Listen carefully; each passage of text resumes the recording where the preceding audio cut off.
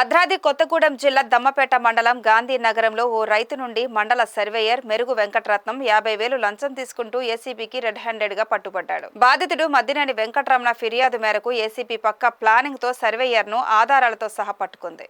ఈ సందర్భంగా బాధితుడు మద్దినేని వెంకటరమణ మాట్లాడుతూ తన రికార్డులను స్పష్టంగా ఉన్నప్పటికీ అక్కడి సర్వేయర్ నెంబర్లు తేడాలు ఉన్నాయని తన మ్యాప్ లో లేదంటూ నెల రోజులుగా తిప్పుతూ చివరికి డబ్బులు డిమాండ్ చేశాడని అన్నారు. రెవెన్యూ శాఖపై కనీస అవగాహన లేని వ్యక్తి 6 ఏళ్లుగా సర్వేయర్ గా ఇక్కడ పనిచేస్తున్నాడని, ఎవరు ఏ పని కోసం వచ్చినా పనులు చేయకుండా ఇబ్బంది పెడుతున్నారని చెప్పారు. రైతులను ఇక్కట్ల పాలు చేస్తుండటంతో విసిగిపోయి ఏసీబీని ఆశ్రయించానని తెలిపారు. కాగా ఫిర్యాదు స్వీకరించిన ఏసీబీ డీఎస్పీ వై రమేష్ బృందం మండలంలోని గాంధీనగర్ లో మాటు వేసి సర్వేయర్ లంచం తీసుకుంటుండగా రెడ్ హ్యాండెడ్ గా పట్టుకొని అరెస్టు చేసి వరంగల్ కోర్టుకు తరలించింది. మద్దినేని వెంకట ఖమ్మం నివాసి అండి. దమ్మపేటలో స్థానికుడిని. మాకు ఇక్కడ వ్యవసాయ భూములు ఉన్నాయి. మాకు ఎప్పుడో మా నాన్న అప్పటి నుంచి ఇక్కడ వ్యవసాయ భూములు ఉన్నాయి. సో వాటి నిమిత్తం ఈ ధరణి వచ్చాక పాస్బుక్లు అన్నీ తీసుకున్నాము. మా చెల్లి అమెరికాలో ఉంటుంది. తను రీసెంట్గా అంతకుముందు వచ్చినప్పుడు అప్లై చేయడం కుదరలేదు.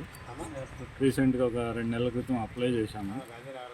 మా అన్ని ఓల్డ్ రికార్డ్సే, అన్ని బిఫోర్ 58 పట్టాలే, అన్ని సప్లిమెంట్ చేతారు, 4D అన్నీ ఇష్యూ అయిన రికార్డే ఉందండి. సో ఫీల్డ్ సర్వేకి మండల్ సర్వేయర్ వచ్చాడు. వచ్చి ఇది నెల నుంచి జరుగుతుంది, మీ దాంట్లో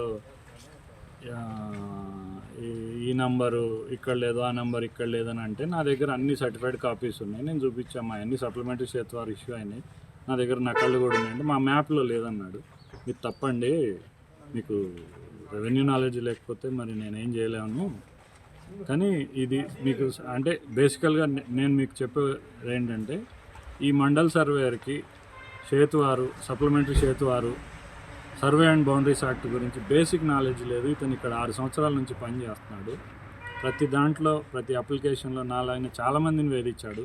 డబ్బులు తీసుకుంటే పని చేస్తాడు, డబ్బులు ఇచ్చినా కూడా పని చేయడు. కాబట్టి నాకు ఇతన్ని ఏసీబీ అధికారుల దృష్టికి తీసుకుపోవటం బాధగా ఉంది. అయినా కూడా ఎందుకు నేను వాళ్ళ దృష్టికి తీసుకుపోయానంటే,